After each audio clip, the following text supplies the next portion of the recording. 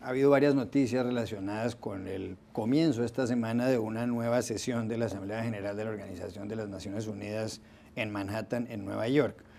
Por una parte, hubo ayer manifestaciones multitudinarias en el mundo, no solamente en Nueva York, sino en muchas capitales, pidiendo que se tomen medidas para luchar contra el cambio climático.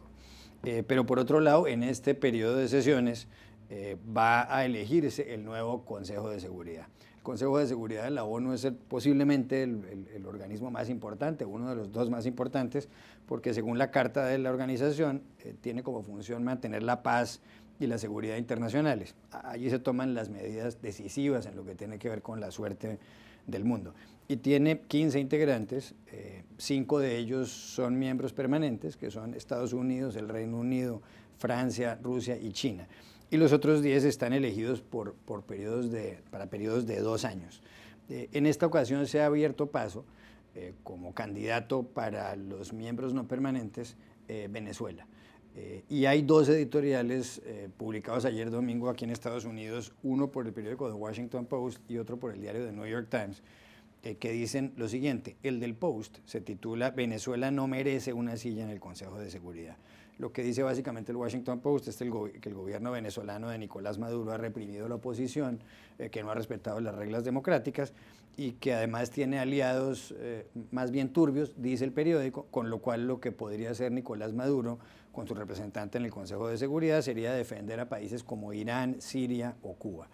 El diario de New York Times, y ahí va mi pregunta, lo que señala es que para evitar que Venezuela llegue al Consejo de Seguridad, algunos países de la región, para evitar que llegue también al Consejo de Seguridad lo que llama el periódico el bochorno de la región, y se refieren a Venezuela, lo que debería ocurrir es que Colombia, Brasil y otros países de la zona encabecen un movimiento para impedir la llegada de Caracas al Consejo de Seguridad.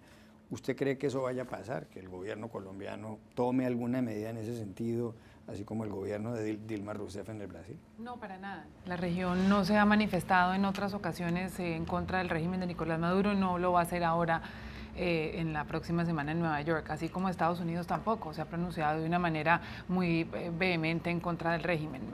Me llama la atención un par de cosas. Primero, los editoriales casi en coro del New York Times y el Washington Post. Los editoriales no se escriben solos, de quién están recibiendo información, presión, lobby, los periódicos para que se publiquen este par de editoriales, el del New York Times más fuerte contra los países de la región.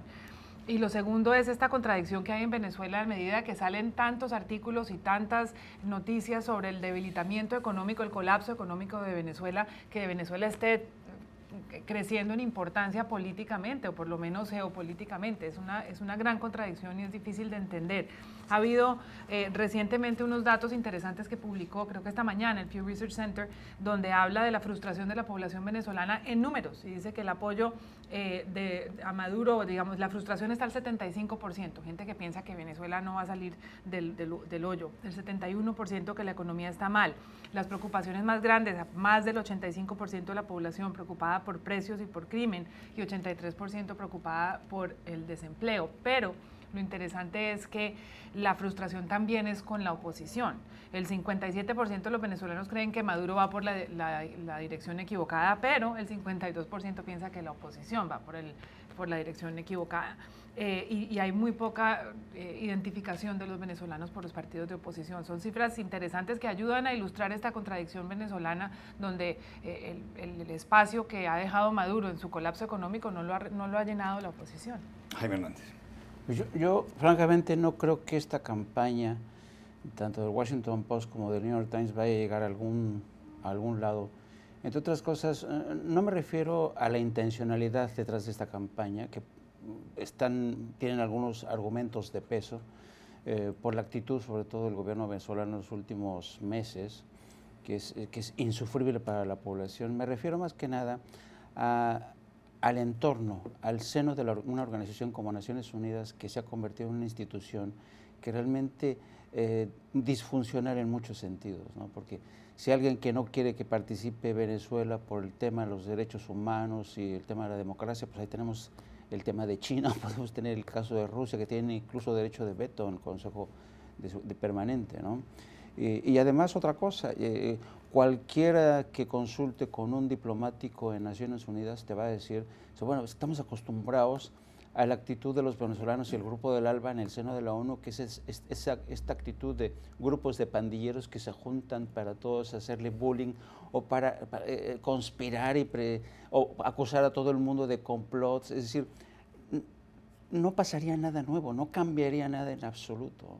Y yo creo que más bien lo que tendríamos que, y además otra cosa, yo al igual que yo dudo muchísimo que cualquier gobierno de la región apoye este tipo de campañas, de tal suerte que las cosas, yo creo que Venezuela muy seguramente va a formar parte va a tomar ese asiento. Lo lamentable es que las credenciales democráticas de Venezuela pues, estén tan deterioradas como están, ¿no? Bueno, entre otras, el gobierno del presidente colombiano Juan Manuel Santos ha mejorado las relaciones con Venezuela desde que saliera el antecesor de Santos, Álvaro Uribe, porque el gobierno venezolano ha apoyado el proceso de paz, el diálogo que sigue el gobierno de Santos en La Habana con las FARC. Carlos, usted no solo tiene experiencia en think tanks, en institutos de análisis sobre este asunto en Washington, sino que usted trabajó muy estrechamente y en un cargo muy importante en el Comité de Relaciones Exteriores del Senado. Y usted además conoce la Casa Blanca. ¿Usted cree que, como dice The Washington Post, el presidente Barack Obama se va a poner a buscar más de casi 70 votos en la Asamblea General de la ONU para impedir que Venezuela llegue al Consejo de Seguridad? Es una situación bien difícil esta. Yo creo que la situación de Venezuela, o sea, que el Washington Post, que el New York Times diga esto ahora, es un poco tarde. Sí. Esto está pasando por mucho tiempo ya. Sí.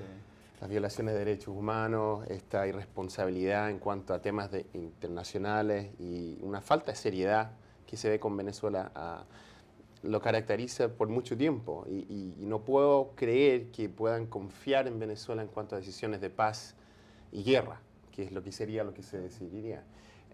Si el presidente se va a animar a tener una campaña en contra, creo que va a ser difícil. Creo que el presidente está tratando de tomar decisiones que tengan que ver más con coordinar la respuesta a ISIS.